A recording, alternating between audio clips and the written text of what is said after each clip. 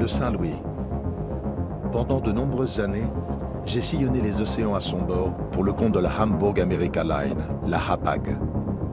J'ai toujours suivi à la lettre les directives de ma compagnie maritime, jusqu'à ce que les circonstances m'obligent à suivre mon propre cap. Je n'aurais pas voulu manquer cette traversée fatidique de mai 1939, même si elle m'a considérablement ébranlé. Cette mission m'a davantage marqué qu'un typhon des mers du Sud.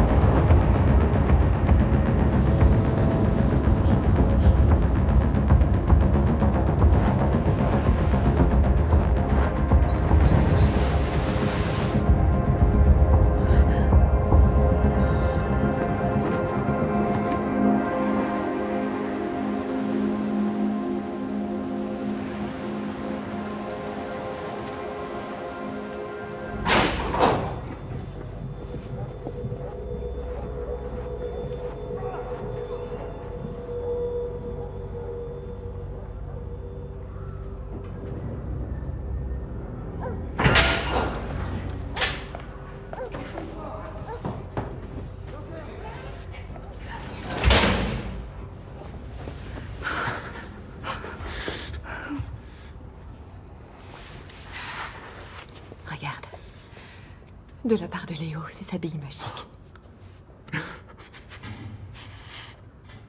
Adam Mendel est libre. Il doit quitter l'Allemagne pour toujours, mais ils l'ont laissé partir. Personne ne nous obligera à partir. Je n'ai rien fait de mal. Il n'y a même pas d'inculpation. Il faut qu'il me libère. Tous nos voisins sont partis, Walter. Tous. Je t'ai pris un billet de bateau. Pour Cuba. Cuba? Qu'est-ce qu'on va faire là-bas? Attendre de pouvoir entrer aux États-Unis. Et mon cabinet? Que va devenir mon cabinet et notre maison? Nous n'avons plus de maison. Je n'ai pas eu le choix. C'est de la folie. Ça suffit maintenant. Walter, dis-leur que tu veux quitter l'Allemagne pour toujours. Dis-leur, je t'en supplie. Mais toi et Léo, qu'est-ce que vous allez devenir? Ça suffit! On te rejoindra.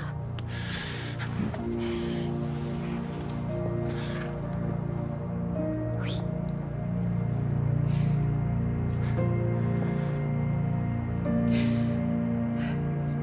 On te rejoindra.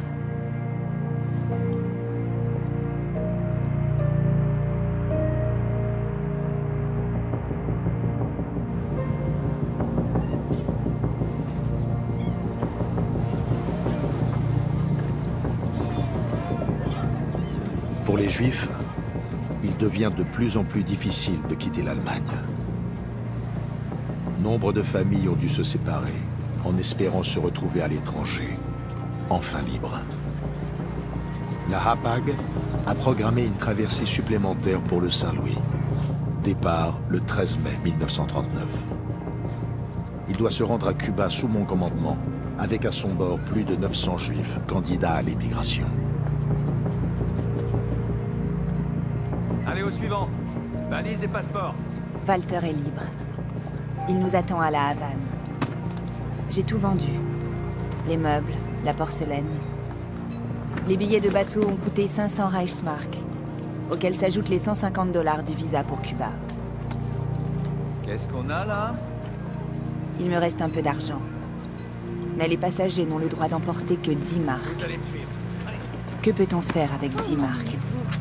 allez, venez avec moi. Mais je dois embarquer. Suivant, valise, passeport.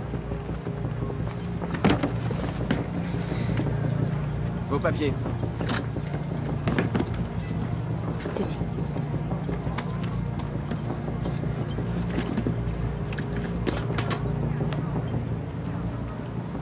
Merci. Allez, avance. Hop. Halt! Vous! Venez par là. Maman, Venez avec moi. Je viens juste d'être contrôlée. Venez par ici. Je te rejoins, Léo. D'accord? Vas-y.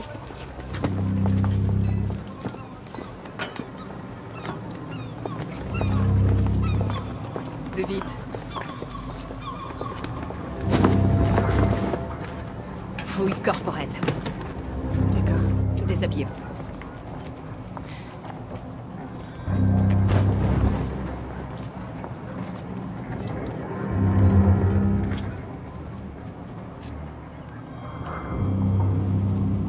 La peur. Toujours.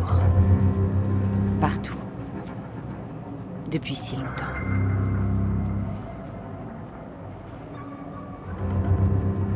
Le pire, c'est de ne jamais savoir ce qui nous attend. Cette incertitude, c'est terrible. Mais je dois être forte. J'ai un enfant.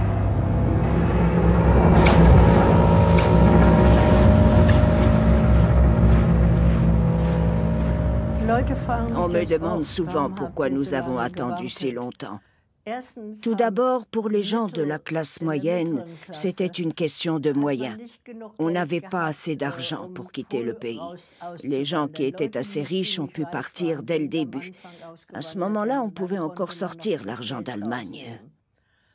Mais par la suite, ça n'a plus été possible. Et puis surtout, beaucoup de gens se disaient que ça ne pouvait pas durer. Une telle stupidité dans une nation éduquée, ça ne pouvait être que provisoire. Et on a attendu trop longtemps. Ensuite, les frontières ont été fermées et il est devenu difficile d'émigrer.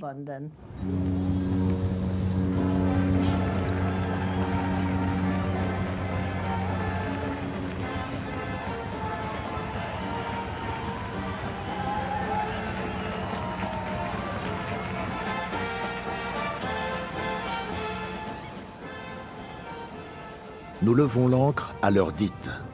Tout se passe comme prévu. La traversée jusqu'à la Havane doit nous prendre 10 jours. En temps normal, je convoie des Allemands qui portent les insignes du parti. Ce voyage est différent, ce qui crée naturellement un certain mécontentement au sein de l'équipage. Tout est bien chargé en soute, ça va? C'est bon. Attention!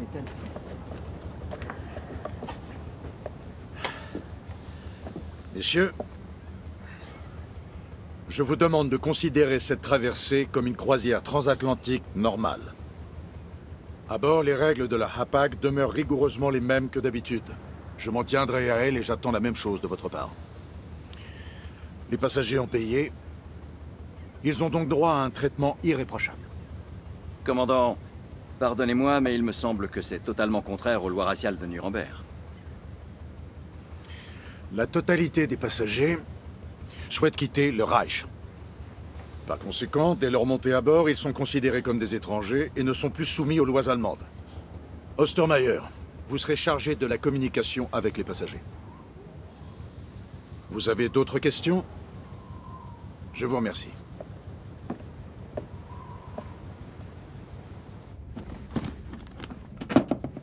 Tu prends ce lit? Oui.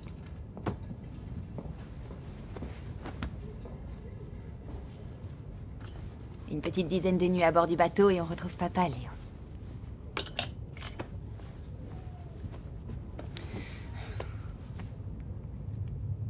Qu'est-ce qui t'arrive? Pourquoi tu fais cette tête? Qu'est-ce que tu as fait là-bas, maman? Il voulait simplement me poser quelques questions. Il voulait savoir comment je m'appelais. Ils ont voulu revoir mon passeport et d'autres choses. Alors pourquoi tu es toute triste? Mais non, je ne suis pas triste, voyons.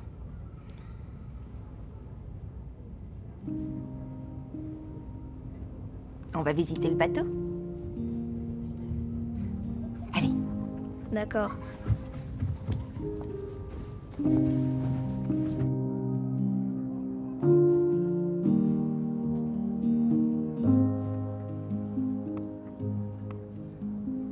Pour Léo, le paquebot est un vaste terrain d'aventure. Piscine, cinéma, jeux en tout genre. Il ne lui a pas fallu 5 minutes pour se faire de nouveaux amis. L'immensité de l'océan est apaisante. La plupart des gens dont je croise le regard paraissent détendus. Nous avons enfin quitté l'Allemagne. toute la pression de ces derniers jours retombe. Mais ce départ reste un adieu. Qui sait quand je reverrai mes amis?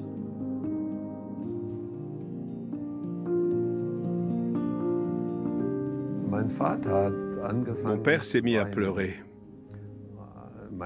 Ma mère l'a regardé et lui a demandé « Pourquoi tu pleures? Nous avons quitté l'Allemagne et nous faisons route vers Cuba.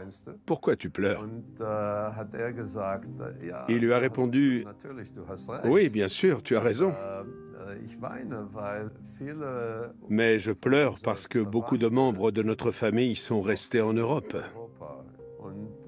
Et qui sait quand nous les reverrons? »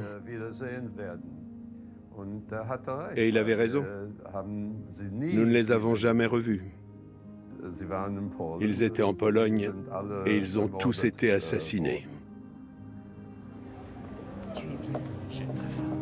Je peux regarder? Oui, bien sûr.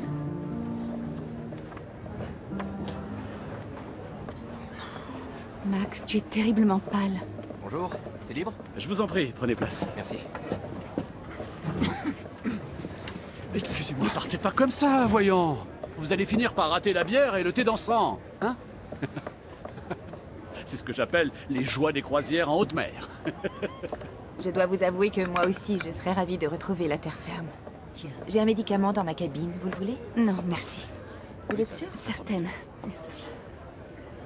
Votre mari est depuis longtemps à La Havane? Depuis 4 mois, maintenant. Nous n'avons pu avoir qu'une seule place sur le premier paquebot. Ouais. J'ai reçu une lettre de lui récemment. Il faut dire qu'il écrit très souvent. Il est médecin. Max était un avocat réputé. Ah oui? Oui. Il ne réexercera pas de sitôt. Je veux dire, il faut savoir maîtriser la langue. C'est sûr. Pourquoi croyez-vous que je travaille mon espagnol comme un écolier? Il n'est jamais trop tard, enfin. C'est vrai. Oh, merci beaucoup. Oh, je suis désolée. Ah, est-ce que je peux être maladroite? Excusez-moi.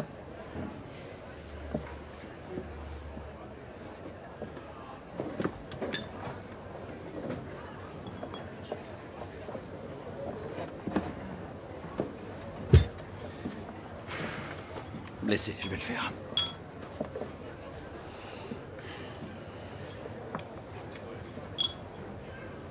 Tout est-il à votre convenance? Oui, Oui. merci. Merci. Merci beaucoup.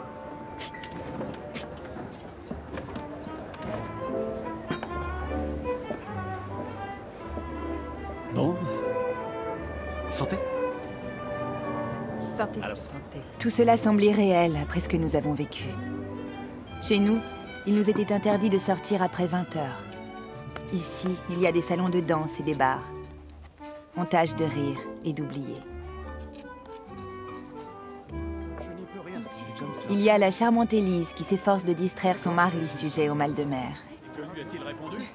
Pardieu, c'est une Puis, évidence. il y a un avocat, Monsieur Joseph, Moi, j'ai rien qui a fait. décidé de jouer les bouts en train. Il n'est pas très doué, mais il arrive malgré tout à faire rire tout le monde. Nous avons aussi un maître boucher, Pollock. Avec son père, il rêve d'ouvrir une boucherie cachère sous les palmiers. Walter me manque.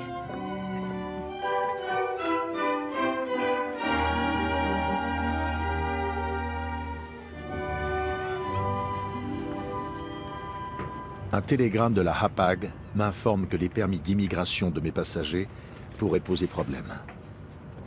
Pour ne rien arranger, 2 autres navires transportant des réfugiés juifs font route vers Cuba, l'Orduna et le Flandre. S'ils devaient arriver à la Havane avant nous, la Hapag craint que mes passagers ne soient pas autorisés à débarquer. L'opérateur radio a obtenu un relevé de position. Au départ, le Saint-Louis avait 38 heures d'avance sur l'Orduna. Il n'en a plus que 12, et seulement 24 sur le Flandre. J'accélère, et je change d'itinéraire. Cap au nord des Açores. Nous gagnons ainsi 75 000, soit 5 heures sur notre horaire. Si Dieu le veut, nous remporterons cette course en mer. Elle es avvocato. Ella es avvocata. Bonjour, Bonjour. je peux? Mais oui, avec plaisir.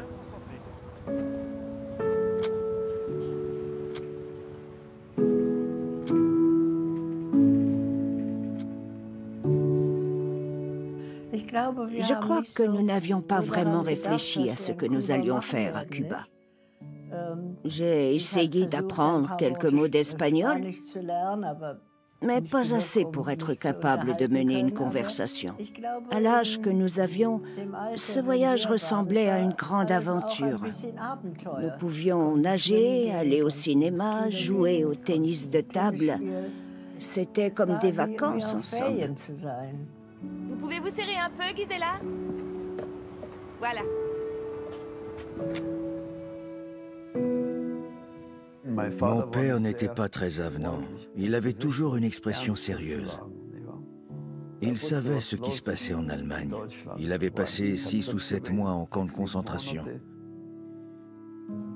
Pour mes parents, tout cela était très difficile. Il faut vous imaginer qu'ils partaient pour un pays étranger dont ils ne connaissaient pas la langue.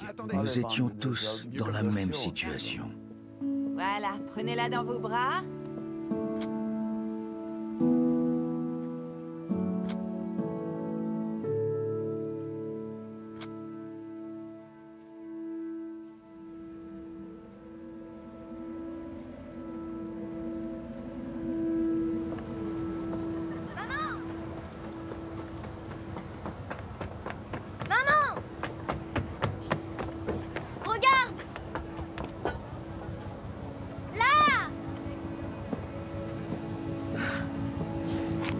Terre en vue.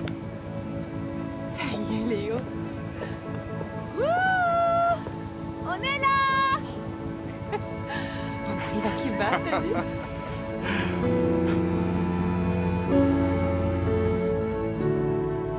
Nous avons 7 heures d'avance sur l'Orduna et 24 heures sur le Flandre. Nous sommes vainqueurs de la course.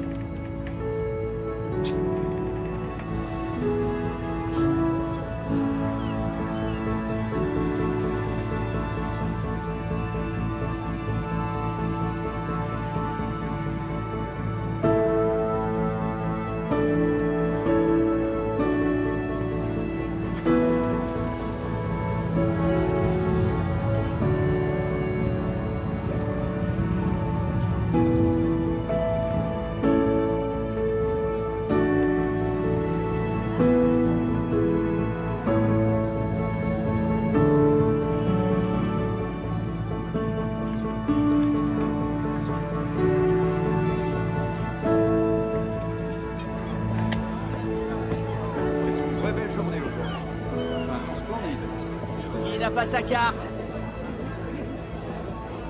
Qui n'a pas encore sa carte? La lumière est tellement différente ici. Oui. Élise? Où sont nos passeports? Ici. Oh. J'en ai une bonne. Un juif en exil à New York a suspendu un portrait d'Hitler dans son salon. Mais tu as perdu la boule! Lui dit son ami. Mais non, c'est l'idéal pour lutter contre le mal du pays. Paro, por favor. Permiso. Atención. Martano, por favor. Vamos, yo hemos terminado. Recógelo todo que no, ya no vamos a hacer más. ¿Vale? Vámonos, que no me explico. Doctor, recógelo, que ya, no. Por hoy no. No. Por hoy hemos terminado. Je sais pas ce qui se passe. Enfin, qu'est-ce qui se passe? Qu'est-ce qui se passe? Aucune idée. Ils ne veulent plus contrôler les papiers. Je sais pas ce qui se passe. Señoras y señores, que regresen a vuestros cabines. Mañana intentaremos otra vez. Hoy hemos terminado. Regresen mañana, por favor. Vamos, por favor. Sigan, que no tenemos tiempo. Intentaremos otra vez mañana. Descansen un poquito en vuestros cabines. Mañana.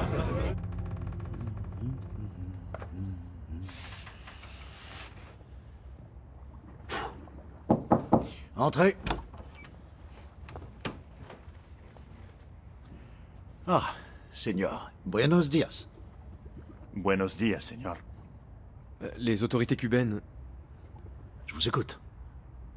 Le gouvernement cubain a... Les permis d'immigration des passagers ont été déclarés non valables. Oh.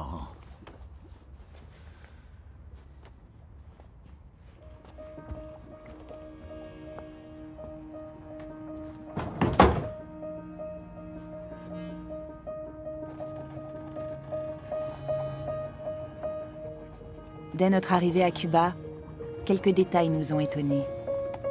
Pourquoi étions-nous amarrés si loin du port?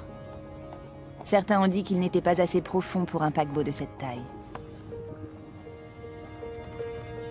Le premier mot d'espagnol que nous avons appris est « mañana », demain.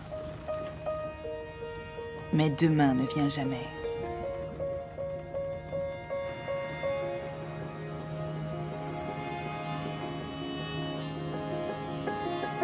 Des vedettes se dirigent vers notre navire, pleines de gens venus saluer leurs parents et amis. Mais elles ne sont pas autorisées à accoster. Le président cubain, Federico Laredo Bru, est personnellement intervenu pour interdire de procéder aux formalités administratives à bord du Saint-Louis.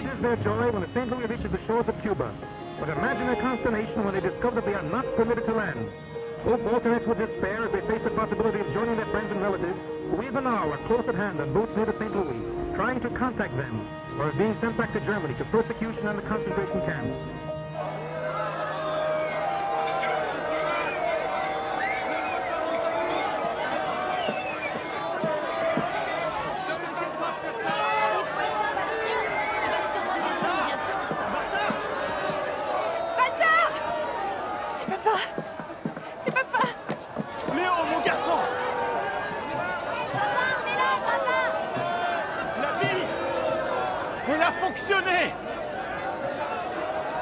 Comment ça va?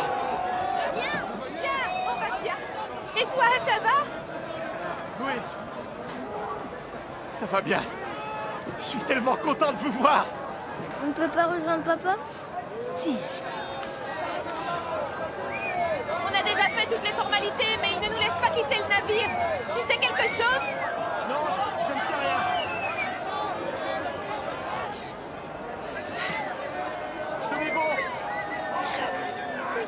Tout va s'arranger.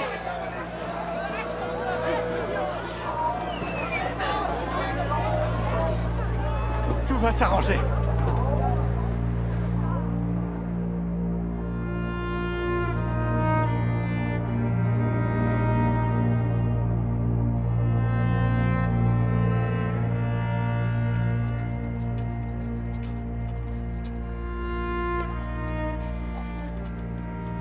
Je ne peux empêcher les journaux cubains d'arriver à bord. Ils parlent du Saint-Louis et rapportent que les visas achetés à Hambourg ne sont plus reconnus. Cette nouvelle produit un effet dévastateur sur les passagers. S'il vous plaît, il n'y a rien de nouveau. Je vous invite à lire les affiches à l'intérieur. Si nous avons des informations, elles seront affichées. Et on nous dit toujours d'attendre. Excusez-moi. Commandant, On me demande sur la passerelle. c'est vrai ce qui est écrit dans le journal. Qu'y a-t-il dans le journal? Si cet article dit vrai, le président ne nous laissera pas débarquer. C'est pas possible, enfin. Nous avons des visas valables et nous les avons payés. Nous voulons descendre. Non mais ça se fait pas d'empocher de l'argent et pas de nous laisser débarquer. C'est quoi le problème? Messieurs, dames, je vous en prie, calmez-vous. Vous ne pouvez rien faire. Ils ne peuvent pas nous retenir. Calmez-vous, je vous en prie. La HAPAC dispose de l'assurance écrite que le Saint-Louis pourra s'amarrer à la Havane, nous y sommes désormais, et qu'on délivrera aux passagers une autorisation d'entrée sur le territoire. Mais quand? Oui, quand ça? Pour l'instant, nous attendons l'autorisation de débarquement, c'est la procédure habituelle, c'est normal. Dès que nous y verrons plus clair, je vous le ferai savoir. Bien. Et combien de temps ça va durer? Nous avons le droit d'aller à terre. C'est pas possible ça. Ça n'a pas le choix. C'est une fiance, vous, comment attendre? Non, c'est vrai.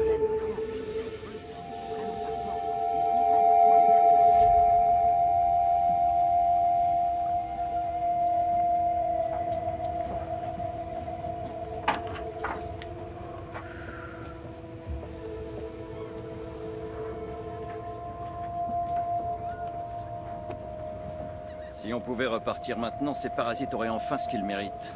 Oui.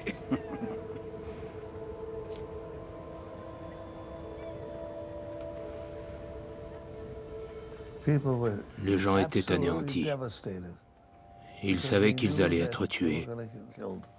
Si on les emmenait à Hambourg, Bremerhaven ou n'importe quel autre port allemand, ils étaient sûrs d'être déportés dès leur arrivée. C'était fini pour eux. Le pire, c'était pour les gens qui avaient été libérés des camps. Ce sont eux qui avaient le plus peur, parce qu'ils avaient promis qu'ils ne remettraient jamais les pieds en Allemagne.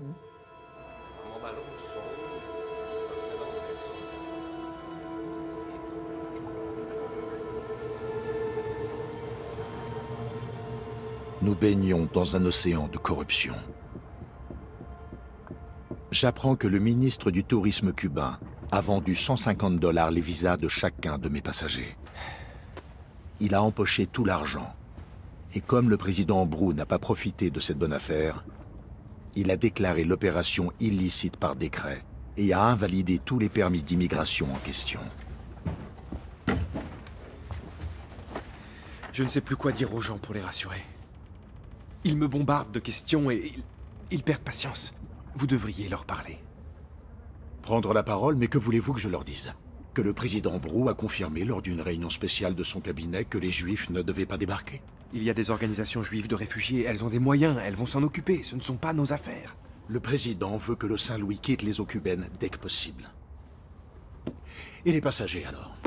J'ai 900 passagers à bord, je vous le rappelle, et il faut que j'accoste à vide à New York pour accueillir comme prévu la croisière dans les Caraïbes. Que dit le représentant de la Hapag à la Havane, Hoffman? Il dit avoir parlé au chef de la police et à l'office de l'immigration. Et alors? Il n'a rien obtenu.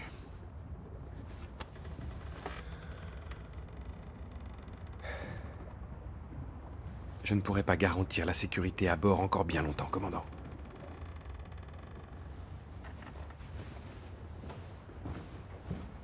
Et si je tentais de parler moi-même au président?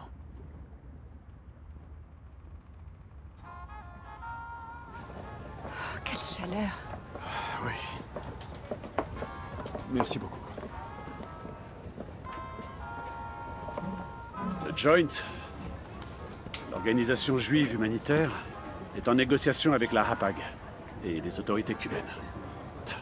Voilà que le gouvernement cubain se sert de nous pour se faire mousser. C'est absurde.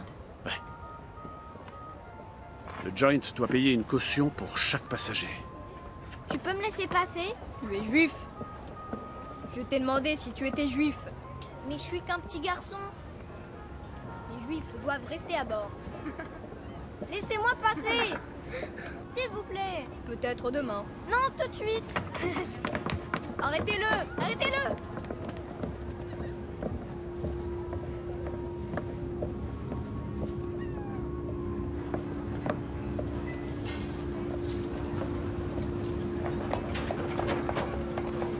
Un commandant de bord doit être patient. À la différence des hommes, le vent et la mer sont incorruptibles.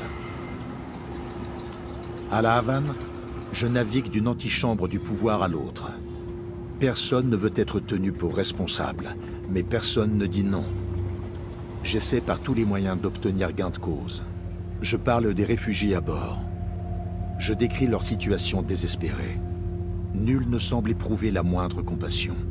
J'ai laissé entendre que ma compagnie pourrait poursuivre le gouvernement cubain.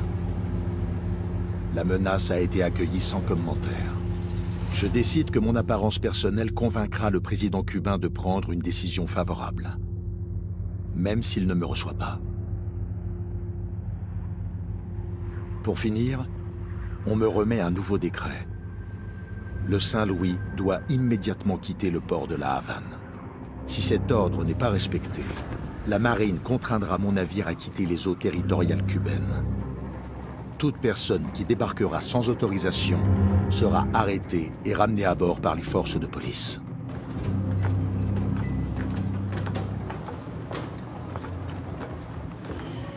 Señores, por favor.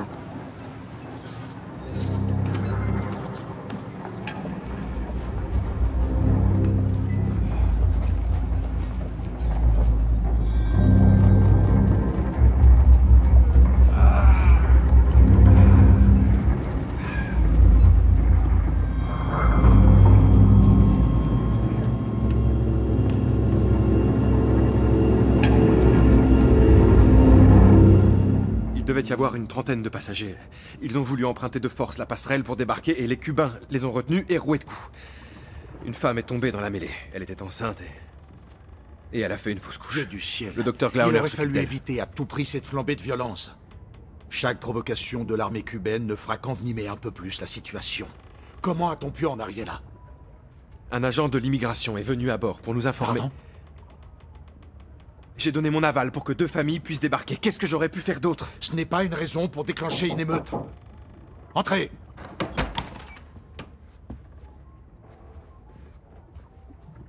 Pourquoi 2 familles ont pu aller à terre? Écoutez, nous parlerons de tout ça demain si vous le voulez bien. Non, pas demain, je vous prie. Tous les permis d'immigration délivrés à Hambourg ont été déclarés caducs. Mais ces 2 familles-là étaient en possession de visas valables. S'il vous plaît. Parmi les familles qui sont à bord, savez-vous combien étaient prisonnières de camps de concentration? Non, je vous en prie. Écoutez, ce n'est pas la Nous question. passons nos journées à attendre sans savoir ce qui se passe. Pourquoi vous ne nous dites rien? Parce que je n'en sais rien moi-même. Le Joint a entrepris de négocier, mais les négociations sont délicates et... Elles sont délicates. Entrez. Vous ne pouvez pas faire pression. Pour qu'on nous laisse descendre. Merci. Je vous comprends. Et je suis navré de n'avoir rien obtenu à terre. Mais nous devons conserver notre calme. Nous dépendons du bon vouloir des Cubains. Commandant.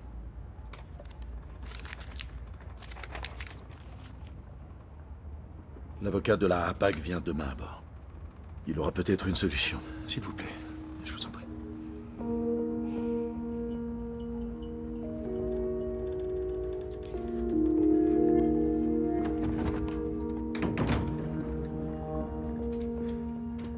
La nouvelle de notre départ forcé se répand comme une traînée de poudre.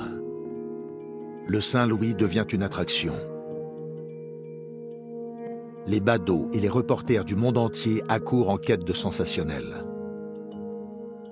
À La Havane, les Cubains ont déjà manifesté contre les réfugiés. Le monde observe avec émotion, mais sans agir.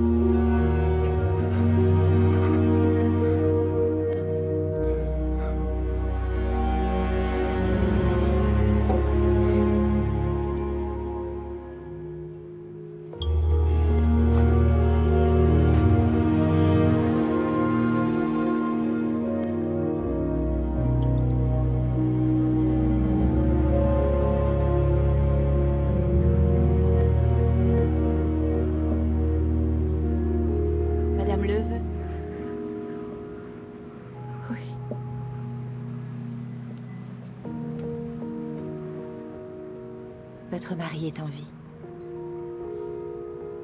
C'est vrai. Il a été transporté dans un hôpital de La Havane. Alors il est à l'hôpital. Il va s'en sortir. Je vais aller voir mon mari. C'est impossible. Mais Max a besoin de moi. Je veux rejoindre mon mari.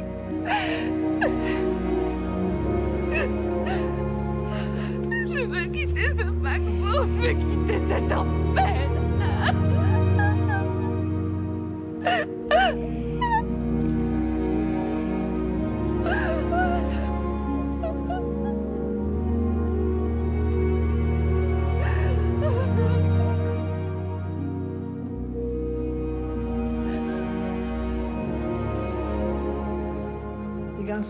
Le sentiment de sécurité s'était envolé.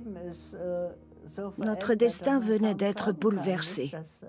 Une vie de famille, une existence paisible, un foyer, tout cela avait soudain disparu. On a du mal à croire qu'on ait pu supporter tout ça. Mais on n'avait pas le choix. Enough, enough. Thank you. You see, the eyes of the world are on Cuba. President Brew, thank you, can show magnanimity. The situation is difficult. Senor Benitez pocketed the money of the visas himself. Bueno. President and minister are no longer friends. What does Althusser say? Cubans are kicking us out. So you leave. What else? Hapag's instruction. Apparently, a Hapag employee offered the Havana Post money to stir up public opinion against the refugees. Is that true? No one wants the Jews. It's not just Germany. That's not an answer. What about my passengers? Home, to the right. Concentration camp, of course. Sure, the return journey will be a little bumpy, but... Do you even know what you're saying? People at sea, in fear and panic. You'll be fine. You were handpicked for this. Are you telling me the St. Louis cruise, this extra trip was planned this way? Brilliant propaganda measure. Goebbels' idea, they say. I don't know what to say. I should have been informed. We wanted you to play your part convincingly. And you're doing that. Excuse me. I'm not playing a part here. I'm the captain of the ship. I bear the responsibility. Now, don't go looking so upset. Just take the people back. And let someone else take the responsibility. No. You make sure my passengers get to go ashore in Havana. What do you care about these Jews, Mr. Schroeder? Mr. Timga, I hope I've made myself clear. You've got work to do.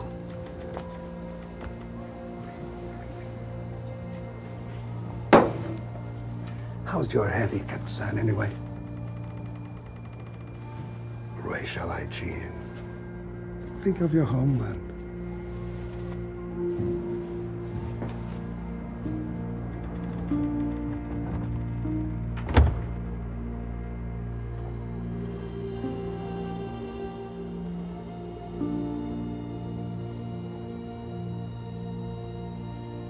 Mon épouse et moi, nous avons un rituel. Chaque fois que je pars en mer, elle se place avec notre fils sur les rives de Kleinflottbeck, près du pont du Diable. À cet endroit, je peux les voir du navire et leur faire signe de la main. Mais le jour de notre départ, le climat n'était pas au bout fixe. La Hapag avait ajouté cette traversée supplémentaire dans le planning et je n'avais été prévenu qu'au dernier moment. Si j'avais su dans quoi je m'engageais, j'aurais refusé de partir pour rester avec ma femme et fêter notre anniversaire de mariage.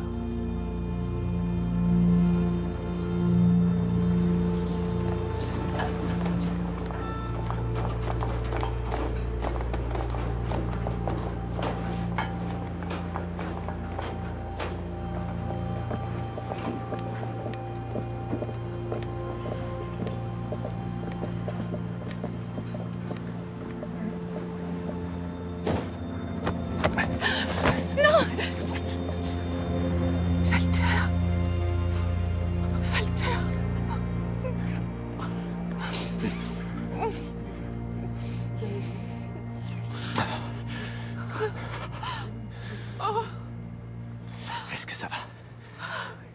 Et Léo? Il dort dans la cabine. Écoute-moi. Écoute, Martha. Demain matin, je vais venir avec une barque. Hein, et vous emmener. Je vais te montrer où tu peux te cacher avec Léo. C'est pas possible. Le bateau va bientôt appareiller. Il faut que tu t'en ailles.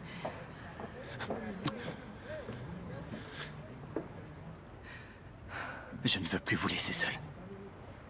C'est pas... Alors je reste à bord. Je ne veux plus vous abandonner. Je reste avec vous.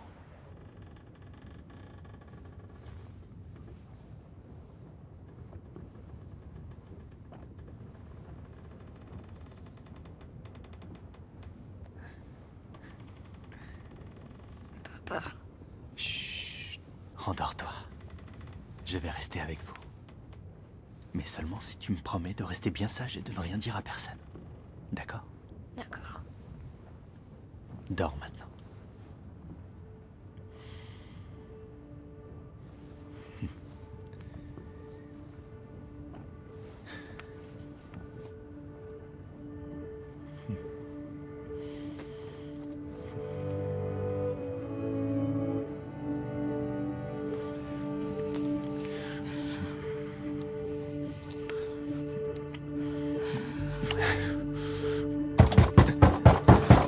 Ouvrez la porte.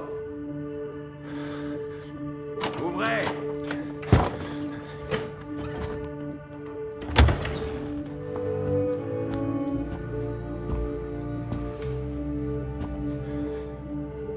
Veuillez me suivre. Je vous en prie. S'il vous plaît. Venez avec moi. Laissez-le, je vous en prie. Ça va aller, ne t'en fais pas. Ça va aller. Ça suffit comme ça. Ramenez cet homme à terre.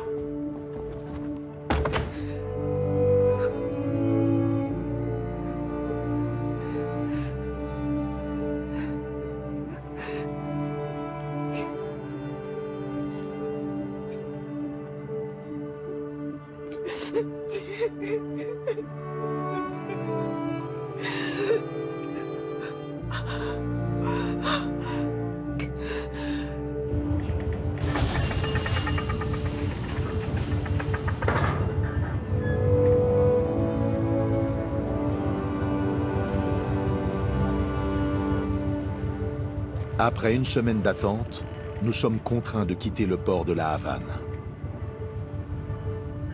Au moment où nous appareillons, une foule immense se presse sur le quai. Les gens nous saluent de la main et pleurent. Des automobiles accompagnent notre départ. Un bâtiment de la patrouille portuaire nous suit. Il doit s'assurer que le Saint-Louis quittera la rade par le plus court chemin.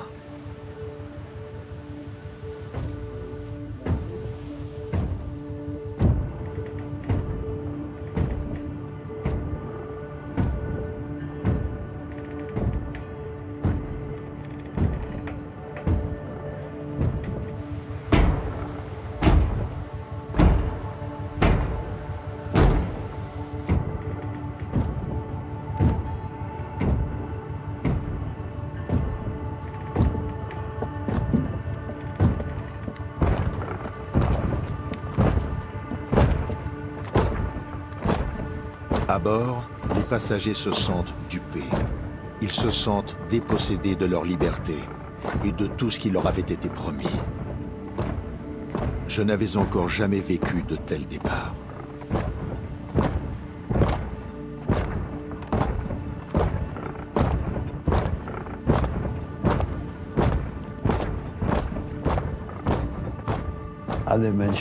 Tous les passagers étaient complètement abattus. Ils ne comprenaient pas, parce qu'ils savaient ce qui allait arriver s'ils étaient rapatriés en Allemagne.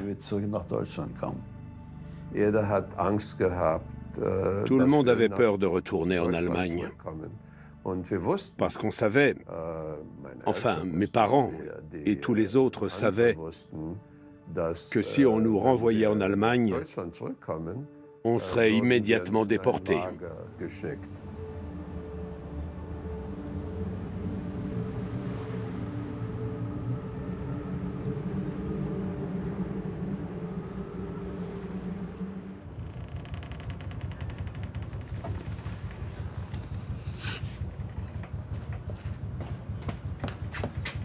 Commandant.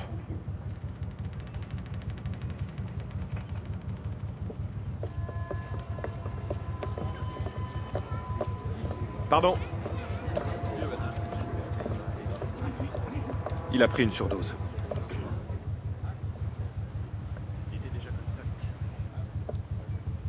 Il va s'en sortir. Reculez un peu, s'il vous plaît. Monsieur Ostermeyer? Oui. Un télégramme. Commandant, où est-ce qu'on va? Je n'en sais rien.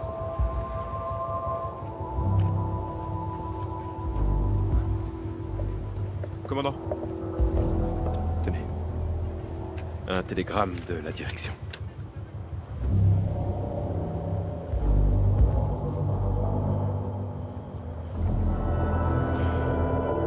Rassemblez les passagers sur le pont.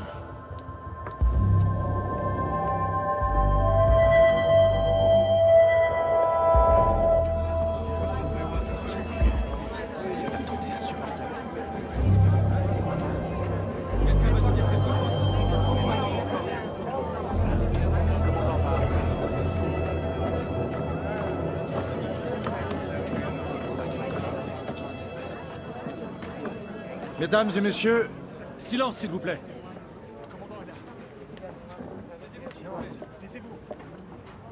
Le Saint-Louis a reçu un nouvel ordre. La direction de la compagnie nous a envoyé un nouvel ordre. Et cet ordre, c'est de retourner en Allemagne, c'est-à-dire de mettre le cap sur notre port d'attache. C'est impossible. Nous n'avons plus rien là-bas. Nous ne sommes plus amarrés au port de la Havane, mais là-bas, les négociations continuent. Et pour ma part, je suis convaincu qu'elles finiront par... Comment vous l'expliquez? Oui, vous mentez. Commandant, qui négocie avec qui exactement? Eh bien, si nous avions la réponse à cette question, tout serait plus simple. Et à l'heure qu'il est, la solution à cet imbroglio politique se serait imposée tout naturellement. Mais cela n'a rien d'évident. Et mon mari est en train de mourir seul dans un pays étranger. Pour l'instant, la seule chose que nous puissions vraiment faire à bord, la seule chose, c'est de conserver notre calme. On a le droit de savoir où vous nous emmenez. Que comptez-vous faire? Oui, vous allez faire quoi? Qu'est-ce que vous allez faire de nous? On va où? Répondez! Où est-ce qu'on va? Ça fait 20 ans que je navigue pour la Hapag. Et j'ai toujours respecté les ordres, scrupuleusement. Mais tant que dureront les négociations, je vous promets d'attendre. Oui, je vais attendre. Je vais attendre contre les ordres de la compagnie. Je vais attendre hors de la zone des 3000 aussi longtemps que je le pourrai.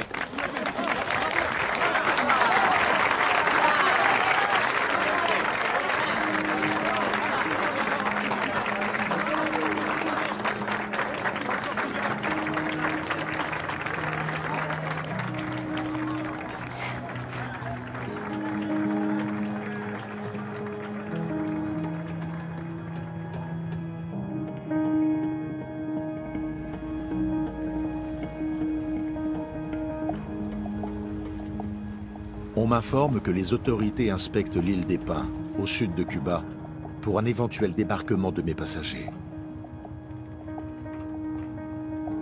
Mais très vite, l'information est démentie.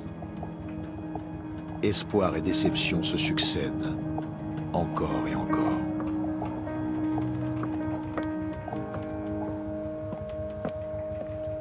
Il nous reste assez d'eau pour 12 jours. Même chose pour la nourriture si on se rationne. Le temps nous est compté, commandant. Je sais. Nous aurions dû faire le plein de carburant à Cuba. On a de quoi aller jusqu'à Hambourg. Bon, très bien. Quasiment tous les passagers ont un visa pour les États-Unis, mais ces visas ne sont pas encore valides en raison des quotas d'immigration annuels. Oui. Je ne vois pas pourquoi le président Roosevelt ne nous ouvrirait pas ses portes. New York? Je connais bien le port. Un débarquement illégal? Et si les Américains nous tirent dessus? Notre devoir est d'éviter tout dommage au navire. Je suis au courant, merci. Nous devons retourner à Hambourg, commandant. Nous mettons le cap sur Miami. La compagnie nous a ordonné de revenir le plus vite possible. Qui vous a confié le commandement de ce navire, Hendrich? Personne, commandant. Je représente l'intérêt du parti et de l'État. C'est ça.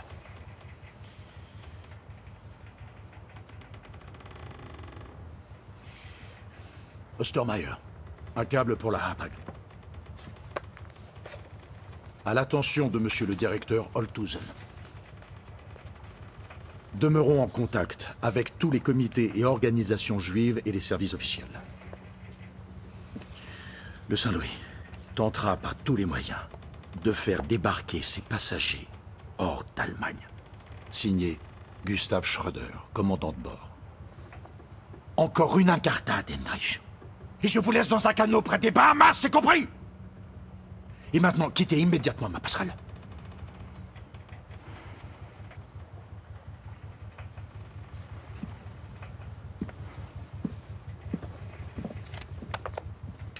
Commandant.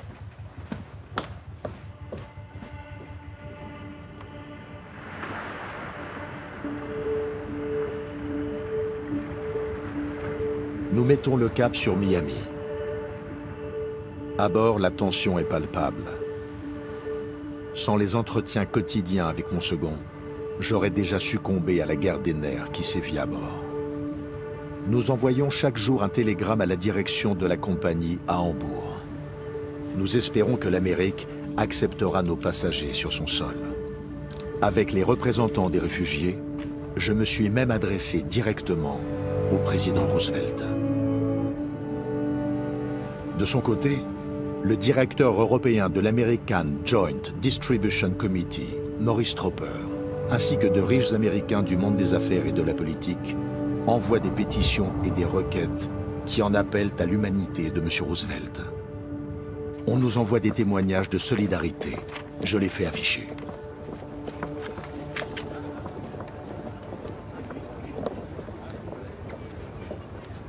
Lisez-le à voix haute. Salutations cordiales. Nous sommes à pied d'œuvre, ne perdez pas espoir. Joint La Havane, 8 juin 39. Selon un câble de New York, le comité central fait tout ce qui est en son pouvoir pour éviter un retour en Europe. Hapag Hambourg.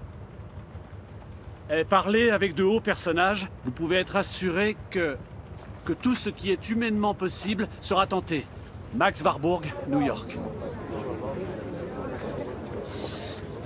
Attendez, en tant que représentant européen de l'American Joint Distribution Committee, j'explore toutes les possibilités de trouver un port en chemin.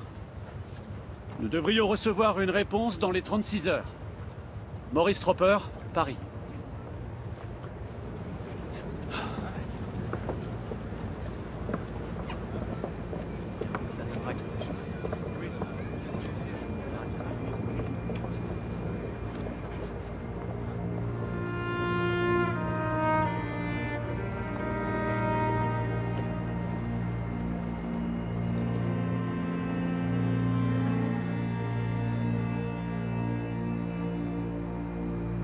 Pour eux, nous ne sommes que des chiffres sans visage.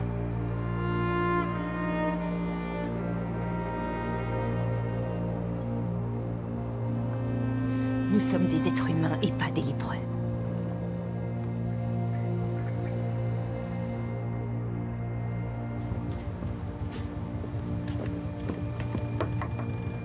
Commandant. Merci.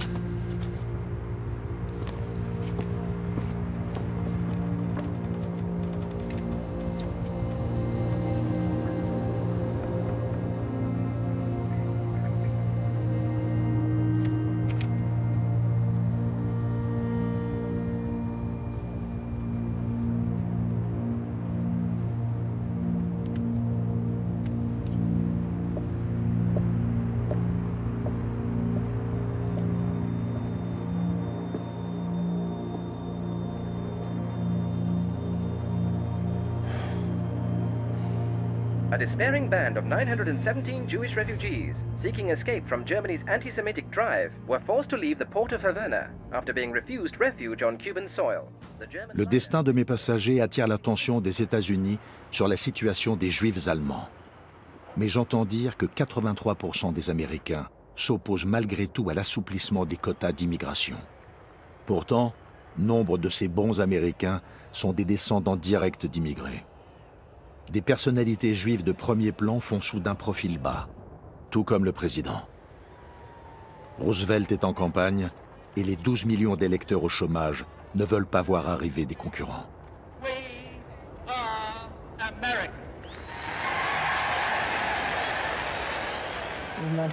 Nous avons même envoyé un télégramme à Madame Roosevelt pour lui proposer de prendre au moins les enfants, mais nous n'avons pas reçu de réponse.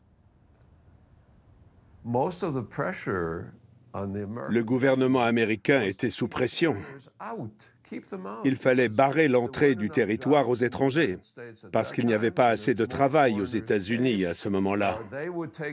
Et si on acceptait les réfugiés, ils allaient prendre les emplois qui devaient revenir aux Américains. Il y avait une forte opposition à l'immigration. Et bien sûr, tout cela faisait le jeu d'Hitler. Parce qu'après cette affaire, quand Cuba puis les États-Unis ont refusé les Juifs sur leur territoire, Hitler a pu dire « Tout le monde nous reproche de ne pas vouloir des Juifs, mais regardez, ils n'en veulent pas non plus là-bas. Alors pourquoi nous critiquent-ils comme ça ?» Et c'était vrai. Personne ne voulait des Juifs.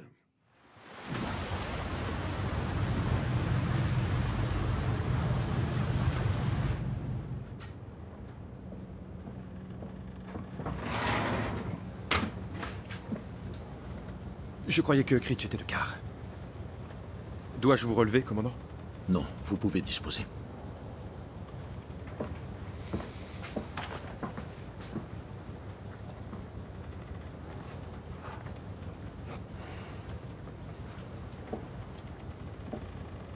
Ce sont les lumières de Miami? Nous sommes entrés dans les eaux américaines? On maintient le cap. Suivez-moi.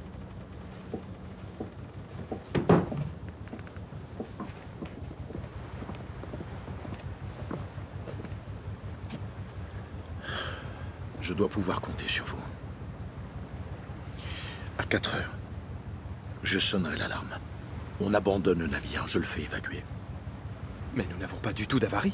Personne ne posera de questions si vous et moi donnons l'ordre d'évacuer. Le personnel technique restera à bord. Et Creech, l'officier de quart, sur la passerelle. Il ne sait rien. Vous voulez débarquer 1000 personnes? Nous mettons les réfugiés dans les canots et nous les envoyons à terre. Et ils seront aux États-Unis. On n'en sortira pas indemne. Il y a la Gestapo à bord. J'assume toute la responsabilité. Vous n'étiez pas au courant. Vous avez déjà évacué un navire? Non.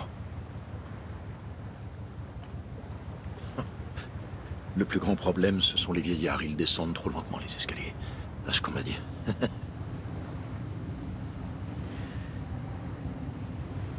Puis-je compter sur votre aide? Oui, commandant.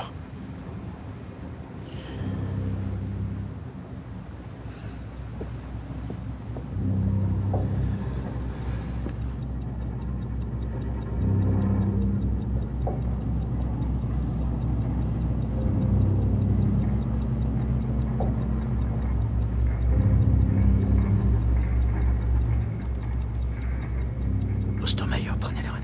À vos ordres, commandant.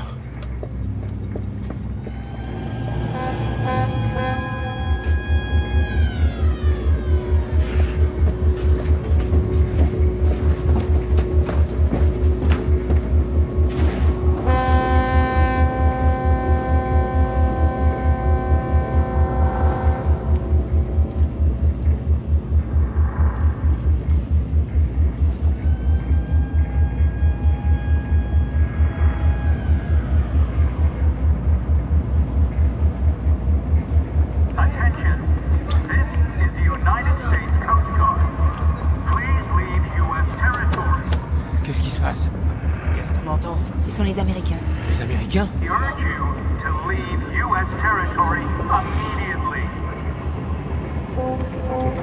Qu'est-ce qu'ils veulent?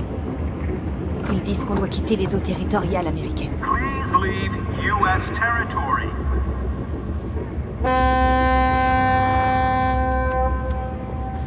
Mais pourquoi personne veut de nous? Je suis bon travailleur, moi, je sais tout faire.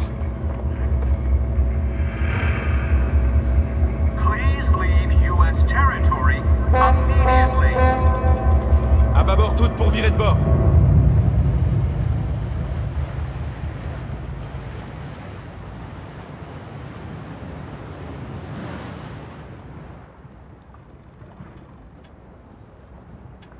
Le commandant n'a rien dit. Mais à la position du soleil, des passagers ont tout de suite remarqué le changement de cap. Nous retournons en Europe. On nous dit que les organisations humanitaires poursuivent les négociations. Mais il reste si peu de temps. Le commandant nous ment. Il est membre du parti. Pourquoi prendrait-il des risques pour nous défendre? Il faut qu'on fasse quelque chose avant qu'il nous renvoie en Allemagne.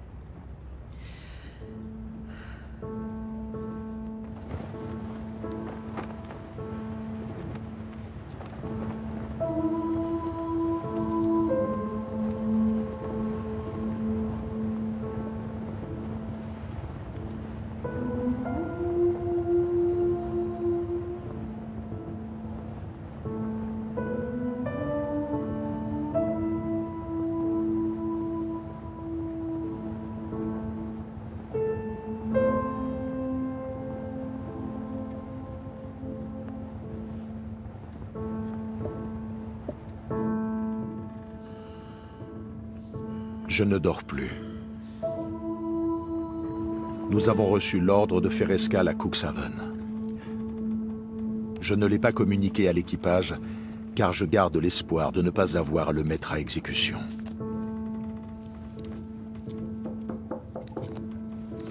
Oui.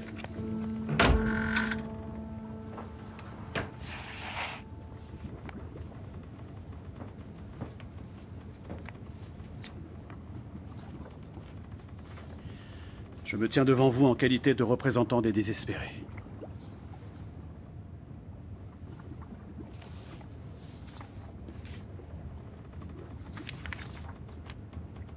Je respecte votre rôle en tant que commandant, mais vous devez nous comprendre. Notre situation est sans issue. Qu'est-ce que c'est? Un projet de suicide collectif? Commandant, ces gens étaient prisonniers dans des camps de concentration avant d'embarquer sur ce paquebot. Je vous le répète encore, n'abandonnez pas tout espoir.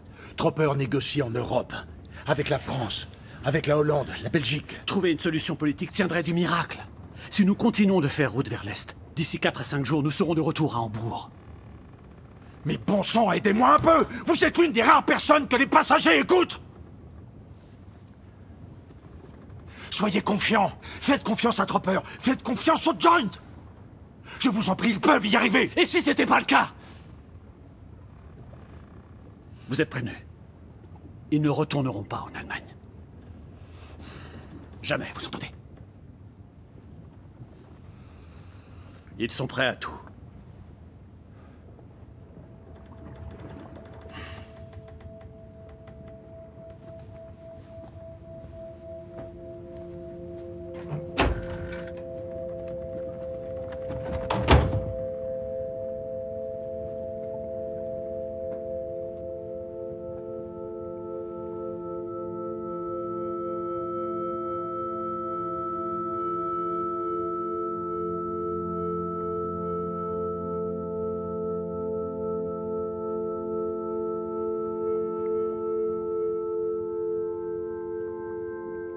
Je demande à un homme qui a été interné en camp de concentration de me raconter ce qu'il a vécu.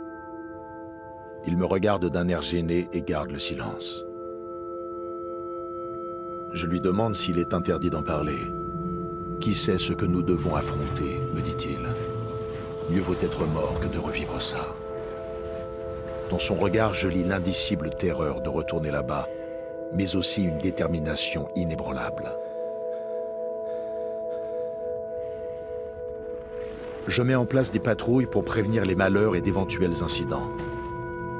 Une 60aine de postes de garde sont répartis sur le navire.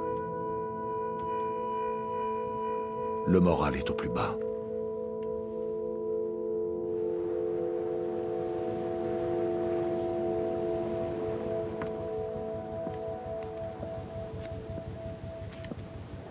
Cigarette? Non, merci.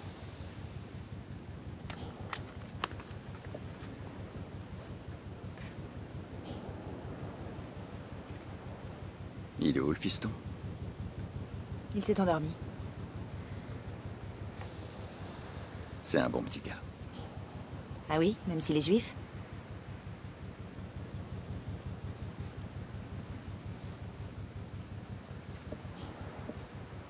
Je suis désolé pour votre mari. Je ne l'ai pas fait de gaieté de cœur.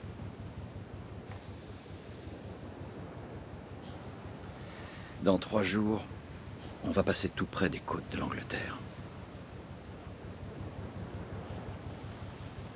Un canot, Léo et vous.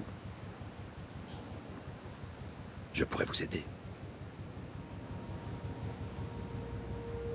Vous voulez quoi en échange?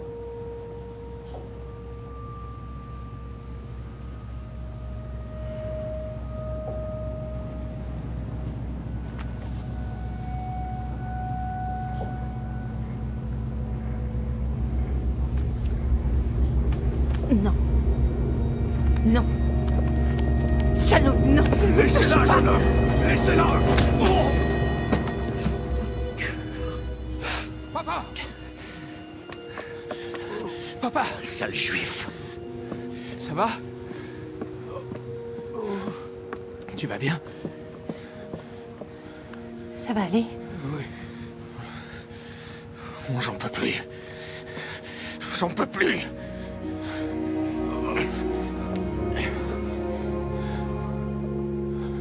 Viens.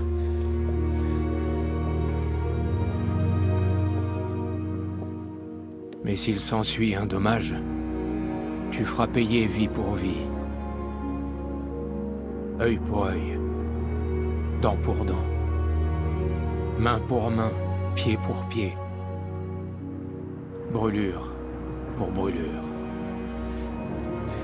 Tu écoutes-moi.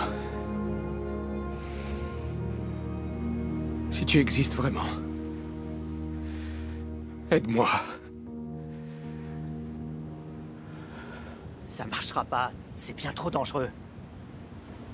Il faut qu'on prenne les commandes du navire. Alors on va attaquer la passerelle et capturer le commandant. Et s'il fait des problèmes? S'il nous fait des problèmes, il va passer par-dessus bord.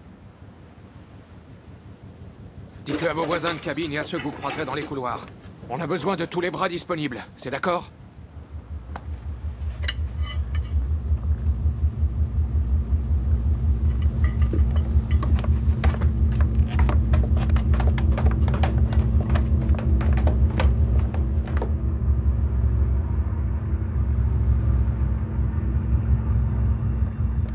Commandant, il y a une dame qui demande à vous parler.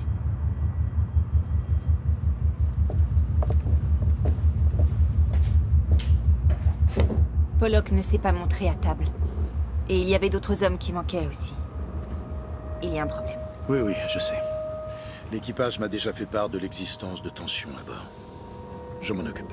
Commandant! Un groupe se dirige vers la passerelle! Montez sur la passerelle, s'il vous plaît.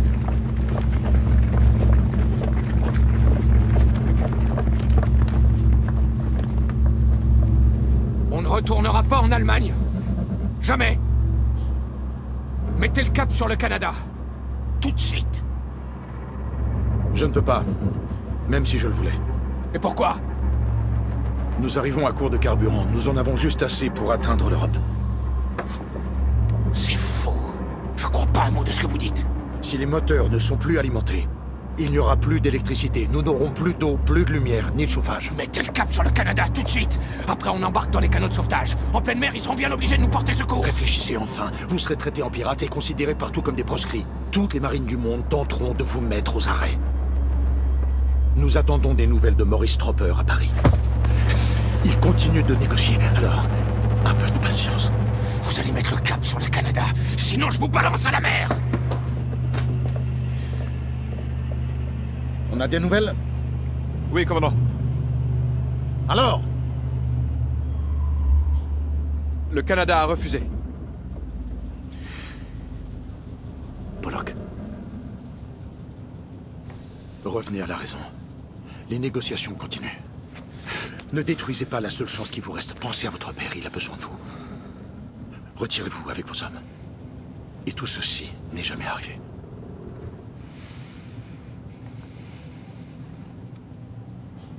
Pollock.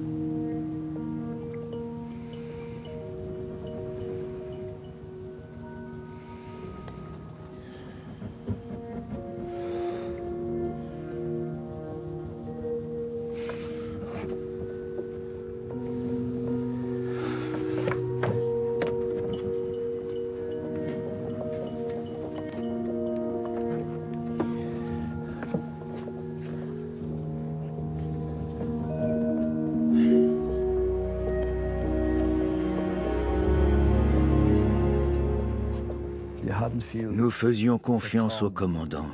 Mais, malgré tout, il avait reçu pour instruction de nous ramener en Allemagne. Et il suivait les ordres, n'est-ce pas?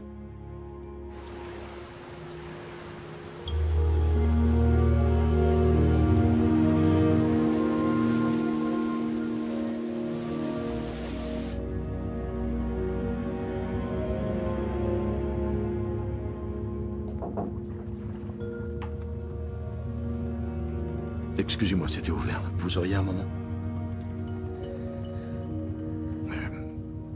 C'est vous qui avez envoyé mon second sur le pont, n'est-ce pas? Oui. Je voulais vous en remercier personnellement. Je vous en prie. Demain, nous allons longer les côtes d'Angleterre, n'est-ce pas? Oui, mais... ce n'est pas parce qu'on passe près d'un pays qu'il va nous aider. Jusqu'à présent, tous les gouvernements s'y sont refusés. Vous voulez me faire une promesse? Ne nous ramenez pas en Allemagne, s'il vous plaît. J'ignore si je pourrais tenir une telle promesse.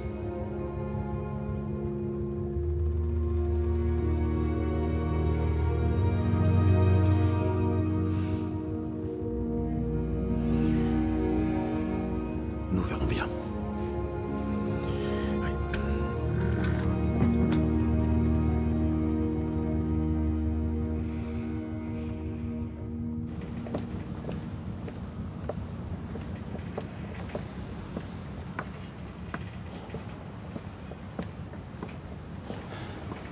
Ostermeyer. Je voulais vous parler de Schröder. Il nuit à l'Allemagne. Son attitude est une honte pour le Reich. Vous êtes le premier officier, vous devez prendre le commandement du navire. Qu'est-ce que ça veut dire? Je représente le parti à bord. Je vous répète que Schröder fraternise avec l'ennemi du peuple. Il ne commandera plus jamais de bâtiment. Plus jamais. Le Saint-Louis a besoin d'un nouveau commandant.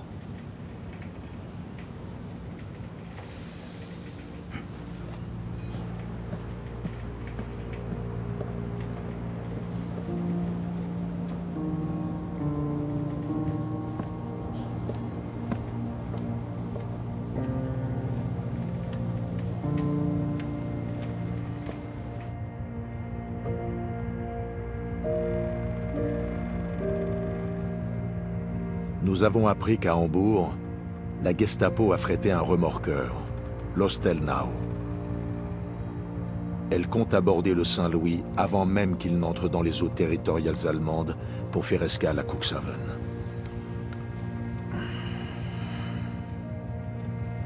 Dans le même temps, on organise la déportation des réfugiés vers différents camps de concentration. Je n'ose pas imaginer ce que cela signifie pour mes passagers.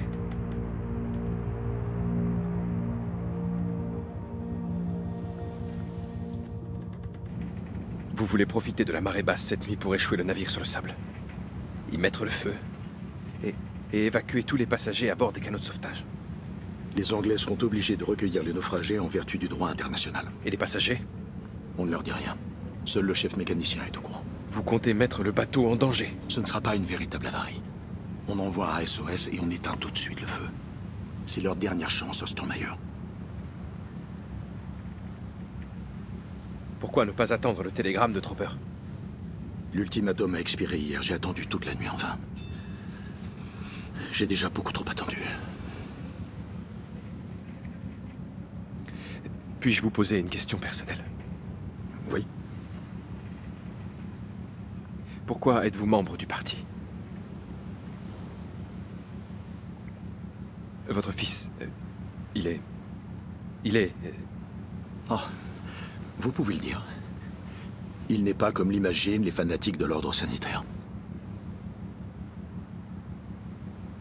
Mais n'est-il pas plus important de le protéger, lui?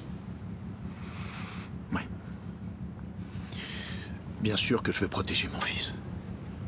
Mais là, il s'agit de toute autre chose. J'ai beaucoup de mal à m'imaginer vivre avec la mort de 900 personnes sur la conscience.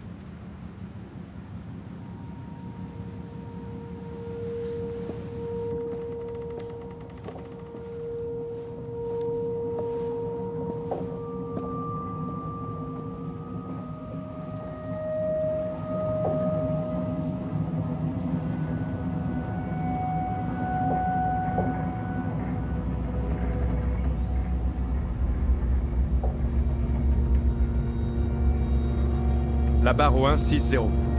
La barre au 160.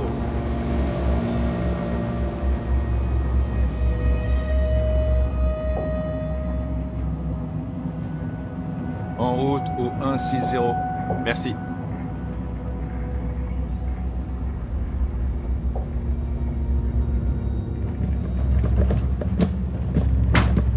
Un feu dans la salle des machines? C'est du sabotage, pour ça on vous enverra dans un camp. Ostermeyer, prenez le commandement du bateau. C'est un simple exercice. Ce traître veut sacrifier le navire pour ces sales juifs! Nous sommes en plein exercice incendie, Hendrich. Et pour votre information, ce que vous êtes en train de faire s'appelle de la mutinerie. Quittez immédiatement la passerelle ou je vous mets aux arrêts. Foutez-moi le camp! Vous avez entendu ce qu'a dit mon premier officier.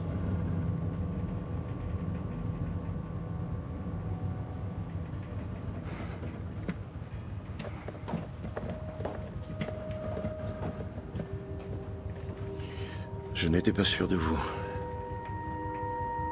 On apprend à se connaître. Oui. Merci pour ça.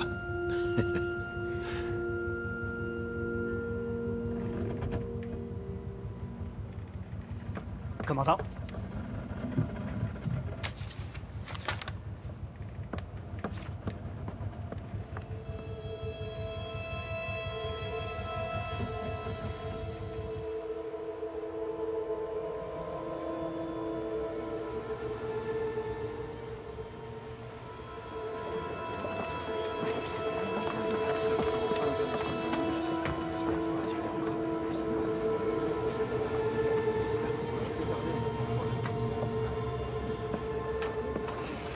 Excusez-moi.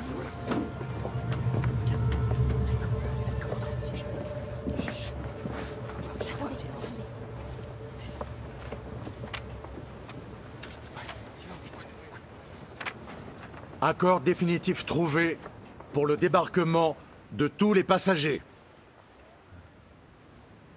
Je suis heureux de vous annoncer que les gouvernements de la Belgique, de la Hollande, de la France ainsi que de l'Angleterre ont donné leur accord pour accueillir les réfugiés. Maurice Tropper, Paris.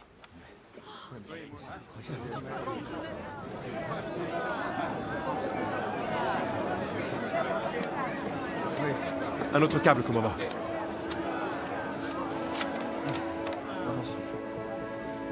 Le débarquement à Anvers devra être rapide. Le Saint-Louis pourra alors poursuivre sa route comme prévu vers son port d'attache après une escale à Cuxhaven, Hapag, Hambourg, le 16 juin 1939.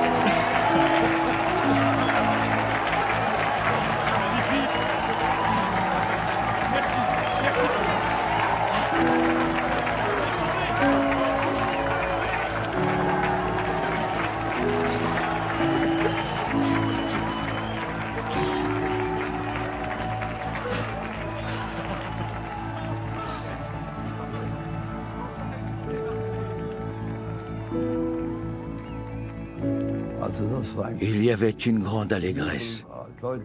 Tout le monde criait de joie. On disait, nous sommes sauvés. Quand on nous a annoncé qu'on ne retournerait pas en Allemagne, c'était... Tout le monde était très heureux. Il faut garder espoir. On vit d'espoir. J'ai gardé l'espoir chevillé au corps pratiquement toute ma vie.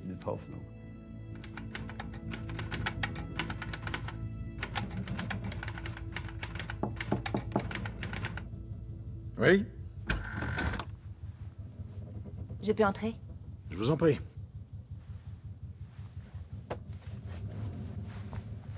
Je sais que l'accès à la salle radio est interdit aux passagers, mais... Oui, c'est le règlement de bord. Nous avons rédigé un télégramme à l'attention de Maurice Tropper.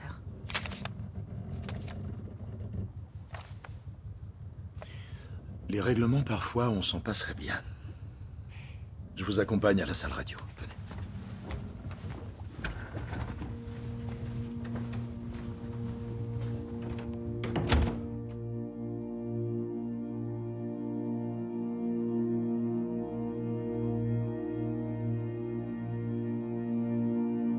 Les 907 passagers du Saint-Louis, ballottés 13 jours durant entre espoir et désespoir, reçoivent aujourd'hui votre message libérateur.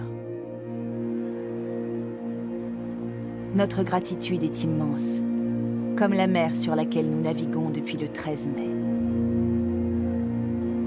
Recevez les remerciements les plus profonds et éternels des hommes, femmes et enfants réunis par le destin à bord du Saint-Louis.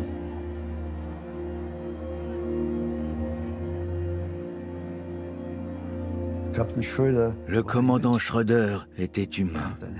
Il avait un cœur.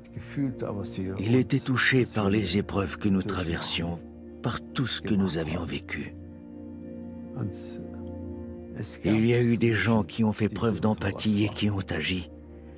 Et il était l'un d'entre eux. C'était une bonne chose de savoir qu'il n'avait jamais eu l'intention de nous ramener en Allemagne. Car, en fin de compte, en quoi cela lui importait-il ce qui allait nous arriver? Alors, il était bon de savoir qu'il voulait à tout prix nous préserver. Il est la preuve qu'à l'époque, il y avait aussi de bons Allemands. Et pour moi, c'est un personnage que les Allemands devraient connaître. Ils devraient être fiers de ce compatriote, parce que c'était injuste.